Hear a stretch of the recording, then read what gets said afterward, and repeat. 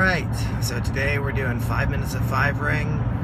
Coming from you, driving back from dinner at Young Rider Camp, Area 3 Young Rider Camp. We've got 37 campers down there, future Young Riders, possible superstars. It's a 5-day camp this week with a competition on Saturday that they get to participate in.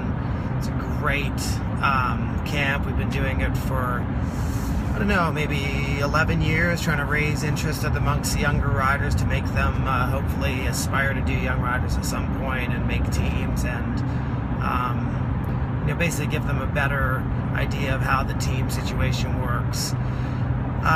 Speaking of teams, I recently was left off the Canadian team for the Pan Ams in 5 weeks, which was, I have to say, a little bit of a shock to me.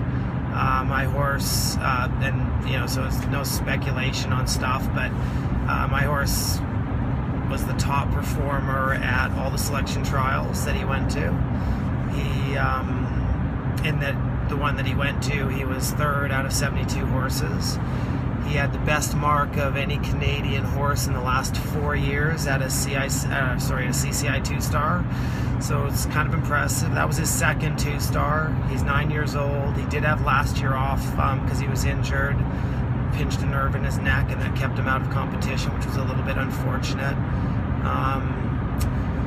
The horse is very well bred for the sport. He's 9 years old. Like I said, he's 75% thoroughbred, and then 8th Dutch, 8th Irish. I think that's how the math works out. His mother did Rolex in '93 with me. She won a 2-star long format. She won a 1-star long format. That was back in the 90s. She's 29 now, living at my farm.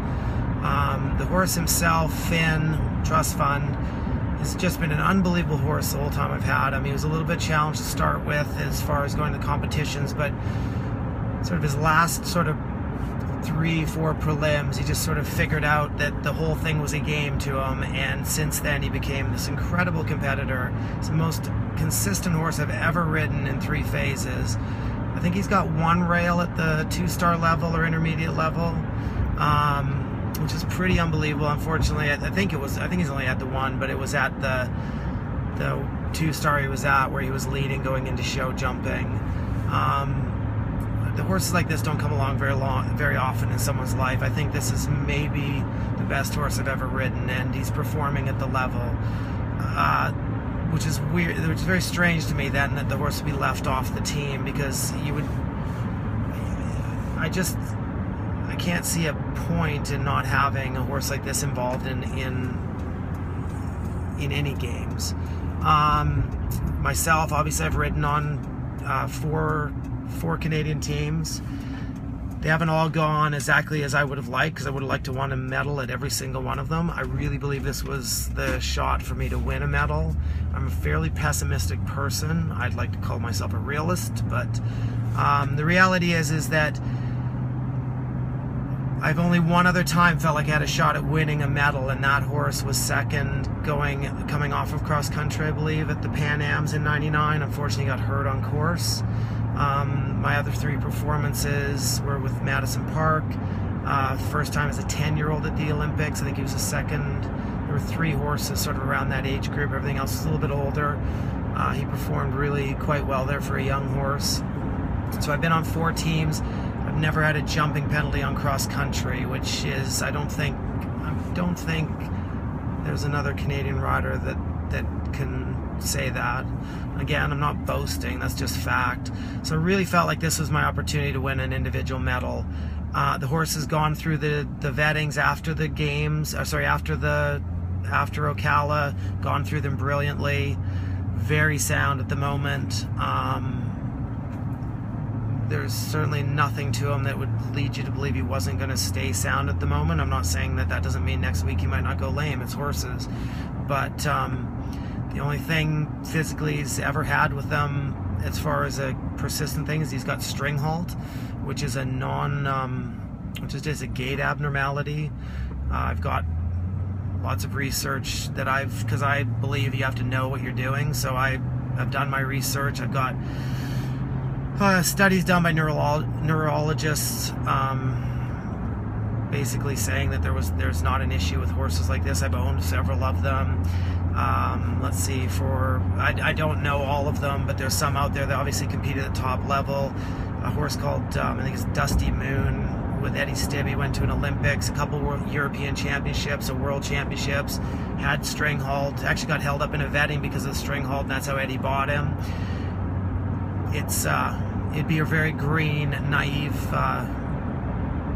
ignorant assessment to say that that would be why you would be worried about sending a horse like that to a competition. This horse is cross-country record. He's not a brave horse. I've never said he is. He's at home he'll stop at 18 inches and spin, but at his intermediates he's been clear at all of them, because when he's at a competition he just shows up like no other horse, and I think it's really unfortunate that he's not going to get a chance to, you know, really step up and I think bring home a medal for Canada. The reasons I was given so far, I've made some inquiries, but that I was given for not being selected for the team was that I didn't go to Bromont. The problem was I had to make a choice after Ocala. My horse competed very lightly this year, and the choice was he could go to Bromont and do one competition, or I could take him to a CIC 2-star Chattahoochee and then another intermediate to get him ready for the Pan Ams, thus giving him 2 competitions to prepare for the Pan Ams, which I thought would be more advantageous to him. Obviously, I have an opinion on how to bring horses on, and a lot of experience doing it. We've got 3 horses from our program that, well, 2 of mine and 3 client horses that are all shortlisted for the Pan Ams. I'll be coaching the Venezuelan team because I won't be riding. And there is some speculation out there that I got left off the team because I was coaching the Venezuelans, but the selectors knew that I was not coaching them. My wife Jennifer was going to coach the Venezuelans if I was riding, but after I got the information that I wasn't on the team and I was an alternate, I had to make a choice, and it was always an agreement between myself and my clients that if I wasn't riding, I would end up going and coaching them.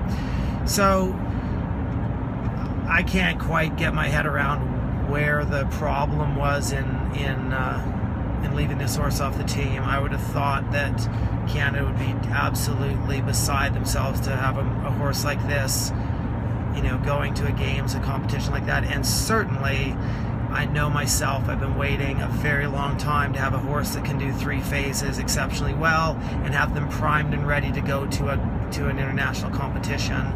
So for anybody who's out there speculating, I mean, those are the facts of my end of it. And you know, maybe it's my fantastic personality that got in the way and they left me off for that, but we all know that's not possible because I'm such an incredibly cool person to hang around. Anyways, I didn't appeal the decision because I really support the riders, and the riders, some of them are friends of mine, and I wish them well, and I really hope they do well. And do I think my horse deserved his spot there? And I keep saying my horse, but I really believe that, you know, that it's the horse. I believe I earned the spot as well, but you know, I don't have it, so I really, you know, hope the Canadians do really well. I'm obviously, as a coach, going to try to do my best. I've got 3 riders only from Venezuela, so we're a little bit limited. I'm going to do my best to try and get them up on the podium, and that's my job, is to really work for the people who are trying for me. So anyways, this one's been a little bit long time coming, this 5 minutes of 5 rings, because it's actually taken me a little bit of time to really get my head around. It's not been a great year for me. Came back from obviously a tragedy at Red Hills and had to deal with that, and it's just one more sort of blow. It's, you know, it is life with horses. You don't get to choose some things, and this is one of those things you don't get to choose.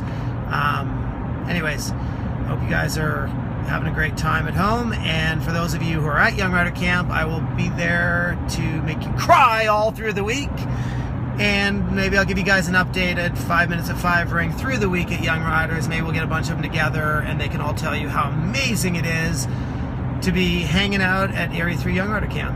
All right, this has gone over a little bit. We're at 10 minutes, not 5. Sorry, but I think that need to be said. If you guys have any questions out there that you would like me to answer, you could email them to us at